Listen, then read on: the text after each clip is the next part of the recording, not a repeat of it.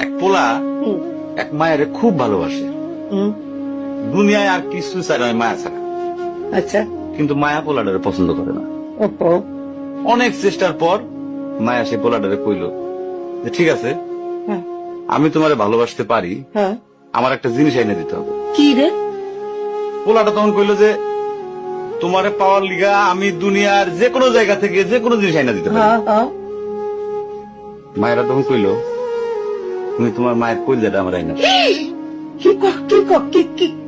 মনে হয় না? কি গল্প শোনালি দিদু? পোলা তখন দৌড়াইতে দৌড়াইতে তার মায়ের কাছে গেল, হ্যাঁ, মারে যায় কইলো হ্যাঁ, মা আমি একটা মায়ের ভালোবাসছি, আমি তারে ছাড়া বাঁচুনি, হ্যাঁ। কিন্তু ওই মায়া আমার একটা জিনিস নিয়ে যাইতে কইছে, সেটা হলো তোমার কলিজা। তুমি যদি তোমার কলিজাটা আমার দাও, ওই মায়াটা কলিজাটা পাইলে আমার ভালোবাসবে।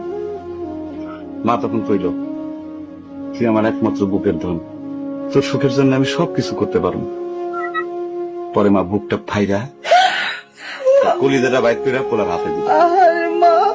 পোলাটা কলিজাটা হাতে পাইয়া যে কি খুশি, মা দৌড়াইতেছে দৌড়াইতেছে দৌড়াইতেছে, দৌড়াইতে দৌড়াইতে হঠাৎ রাস্তার মধ্যে উষ্টা খাইয়া পড়ে গেছে। হাতের কলিজাটা হাতের থেকে সুইটা রাস্তার মধ্যে পড়ছে। তখন মায়ের কলিজাটা কইতেছে ব্যথা পাইছো বাজান?